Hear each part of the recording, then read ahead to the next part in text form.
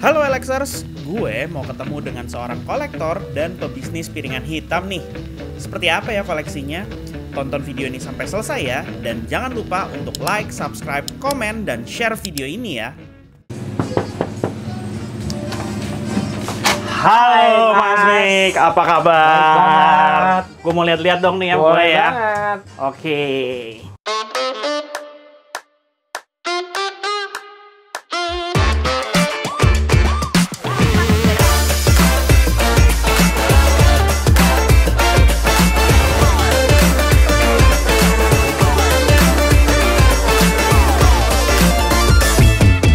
Nah, sekarang kita ada di sebuah toko piringan hitam di sini dan kita sekarang bareng sama ownernya. Nah, Mas Miko boleh kenalin diri dulu dong ke Alexers. Siapa nih Mas Miko? Oh, halo, saya Miko. Saya pemilik toko piringan hitam 33 RPM. Gue pengen banyak banget pertanyaan yang pengen gue ajukan di sini karena basically gue sendiri kurang mengerti, kurang paham. Jadi gue juga pengen belajar di sini tentang piringan hitam. Tapi balik dulu nih ya soal ini nih. Kenapa sih Mas memilih berjualan piringan hitam ini? Kenapa memilih berjualan piringan hitam? Jawabannya satu, karena saya suka musik. Oke, karena piringan hitam itu kan ya vinyl, identik, bukan identik lagi ya. Piringan hitam itu ya format musik gitu. Dalam bentuk vinyl atau piringan hitam. Oke. Terus basically toko ini berdiri sejak kapan nih Mas punya toko?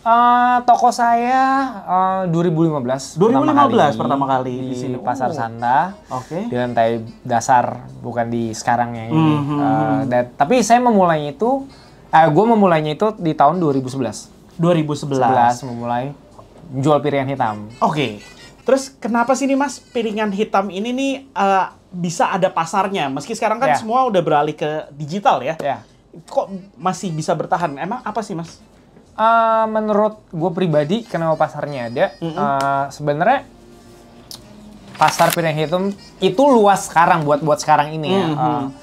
Karena ditambahnya internet, memudahkan untuk setiap kolektor atau penjual gitu dalam terutama penjual untuk memasarkan produk piringan hitam gitu. Jadi memang basically ada tidak hanya itu, tapi ada penggemar dari salah satu musisinya juga. Pasti mereka akan mengkoleksi berbagai aset yang diluncurkan juga, itu ya menjadi halnya ya. Memang sebenarnya apa sih daya tarik dari piringan hitam itu Mas? Daya tariknya itu pastinya berbeda dari format rilisan fisik lainnya. Kan ada CD, kaset, dan VHS di zaman dulu ya. Tapi piringan hitam tuh mempunyai keunikan tersendiri yang dimana yang pasti suara yang dihasilkan itu paling bagus di antara format lainnya. Dan bentuk covernya itu yang menjadikan daya tarik juga tersendiri untuk kolektor membeli. Terus, nah, gue juga pengen tahu lagi nih, untuk range harga, karena kan ya di kepala gue tidak tahu bahwa kalau yang gue tahu piringan hitam ini kan adalah sebuah hobi yang mahal. Tapi kalau kita mau mulai sendiri, itu sebenarnya range harganya itu berapa sih Mas? Range harganya itu mulai di toko gue itu bisa dibilang ada yang dari 50.000. Dari 50.000 iya, juga ada ya? Ada juga. Jadi gue tuh pengennya semua orang bisa beli piringan hitam sebenarnya. Bisa nikmatin semuanya. Walaupun memang musik yang gue jual 50.000 itu nggak bisa lo selayaknya lo bisa dapat The Beatles gitu, coba pasti kan beda harga. Cuma kan di sini kan kita secara general, gue tuh pengen ya semua orang bisa punya piringan hitam. Terus ada momen atau musim tertentu nggak sih ketika piringan hitam tuh begitu diminatin Mas? Momennya mungkin 3 tahun ke belakang pas COVID gitu. Orang di rumah, mereka mati gaya kan, dan mau mencoba hal baru ya. Mungkin salah satunya kan laut musik gitu. Supaya nggak bosan ya mereka membeli dan memulai untuk mengkoleksi piringan hitam. Berarti memang sebelum tapi gini, antara sebelum COVID dan setelah COVID, artinya lo juga punya pasar baru dong? Pasti dong. Iya, berkembang lah ya. Pasti. Jadi ada yang bertambah, tadinya baru mulai, akhirnya sekarang menjadi pelanggan tetap lo kayak gitu ya. Benar banget. Mas Miko, kenapa sih piringan hitam ini nih masih ada pasarnya meski sekarang semua udah mulai beralih kan sebenarnya ke musik digital gitu ya? Kenapa sih Mas? Pasarnya itu sekarang masih segmented, tapi mulai yang saya bilang, kita bilang tadi, yang pembahasan yang kita lagi bahas semenjak COVID gitu. Jadi masyarakat Indonesia makin luas, makin tahu kalau pilihan hitam itu masih ada, dan mereka mulai generasi yang baru lah tahun, ya, generasi baru udah mulai gitu. pada ikut nikmatin banget, karena kan bapaknya pasti dengerin di rumah, jadi mereka penasaran gitu tuh, dengerinnya pakai pilihan hitam, jadi mereka ikutan gitu loh. Ada harga yang bisa didapat dengan harga yang murah, tapi pasti mereka udah bisa mendapatkan experience itu gitu ya. Oke, tapi gue pengen tahu nih, gue nggak paham gimana sih cara kerjanya si piringan hitam ini Mas? Sebenarnya dari groove yang di piringan hitam ini yang sekarang kita lihat ya, gurat-guratnya, itu tracknya. Jadi setiap tracklist yang ada di piringan hitam itu ada lagu-lagunya, Mas. Oke, jarumnya inilah yang ngebaca. Ya, jarum, dan ada amplifier karena settingan toko saya ini settingan DJ, jadi gue menyediakan mixer gitu. Nah, Mas Mik, gue pengen tahu dong, Mas Mik. Sekarang yang lagi dicari ini piringan hitam kayak apa sih, Mas? Karena toko gue fokusnya di jual artis mancanegara. Ini beberapa piringan hitam yang gue rekomen atau biasa orang nyari. Yang pertama Pretty Woman, di soundtrack ini. Movie-nya terkenal banget kan? Iya, betul. Dan hampir rata-rata, ya yang paling orang tahu pasti Rocksat gitu, tapi gue ada Red Hot. Gue cukup mengenali sih ini banyak artis-artis di sini nih ya, dan sekarang lagi baru tayang lagi nih di Netflix. Dan lagunya masih bikin merinding pas dilihat gitu kan. Rata-rata orang nyari ini sih, gue nyetok main kalau nggak salah 6 apa 7 gitu. Oh gitu. Tinggal 1. Oke, kondisinya masih cakep juga sih. Ini berapaan harganya tuh? Ini ada nih, 550.000. Oh, oke. Gitu. Terus apa lagi? Yang kedua, Johnny Hates Jazz. Sebenarnya band tahun 86 gitu, dari Inggris. Gue juga suka banget sih. Jadi ya satu album juga enak semua. Bisa dibilang dicari sih gitu. Untuk mereka yang berumur 40-an ke atas gitu, atau om-om lah ya. Oke.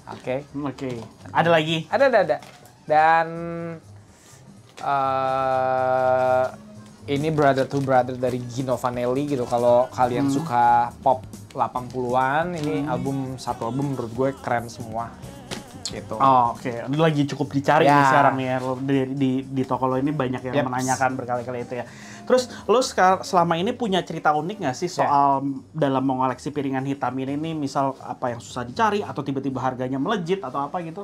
Ada beberapa. Jadi koleksi yang gue koleksi piringan hitam yang gue simpan itu rata-rata gue koleksi, emang gue suka banget albumnya, tapi gue dapetnya itu pasti yang susah. Dan nggak mungkin gue lepas gitu. Jadi ada akhirnya dari lo ternyata dapetnya mungkin ternyata gampang, tiba-tiba drawbacknya sekarang itu dicari banget nah, gitu. Yang paling lo cukup nggak nyangka berarti ya. Gue seneng, dan dapetnya itu di Indonesia sendiri gitu, yang di Jakarta, kolektor tua gitu yang udah nggak main piringan hitam, mereka jual collectionnya, dan ternyata ada beberapa dari collectionnya itu yang gue pengen banget gitu. Dia sebenarnya namanya koleksi, ada kenaikan, ada fluktuatifnya juga nggak sih, naik turun harga gitu?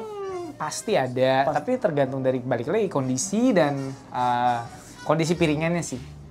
Oke. Kalau sekarang lo pribadi sendiri, koleksi yang paling lo favoritin apa? Kalau yang gue bawa tuh paling Noel Gallagher nih. Jadi kenapa gue behind story-nya nih gimana? Karena gue dengerin ini dari umur 20 ya, pertama kali album ini keluar. Ya gue dengerin, dan ya ini nggak bakal gue jual sih. Mungkin nggak susah dicari, tapi lebih ke kenangannya aja gitu. Dan kenangan juga ya. Bener kayak lagu ini gue satu album hafal dan enak banget gitu. Ini vokalisnya Oasis. Pertama kali dia solo. Nah, bicara soal itu, ini ada ceritanya juga nggak sih bahwa pada saat lo beli berapa harganya, sekarang jadi berapa pasarannya tuh? Sebenarnya dulu pertama kali keluar tuh 200 ribuan gitu. Ada di toko vinil di Kemang yang udah tutup. Dan sekarang mungkin 500 sampai 600 lah ya. Bener ya, tetap ada kenaikannya ya dia di situ ya. Nah, terus ini buat pertanyaan bagi para Alexers juga nih Mas Miko. pasti yang karena mengingat harganya juga lumayan ya. Tips ngerawatnya sendiri gimana sih piringan hitam? Biasanya piringan hitam itu simple sih, jangan taruh di tempat yang lembab. Karena gampang jamuran. Emang kalau setelah udah berjamuran dia nggak bisa dibersihin? Bisa. Tetap bisa. Bisa. Nggak ada masalah, cuman sebaiknya jangan. Boleh tunjukin nggak? Boleh banget. Jadi misalkan ini kita buka album Miles Davis World of Cool. Jadi cukup kondisi mulus ya.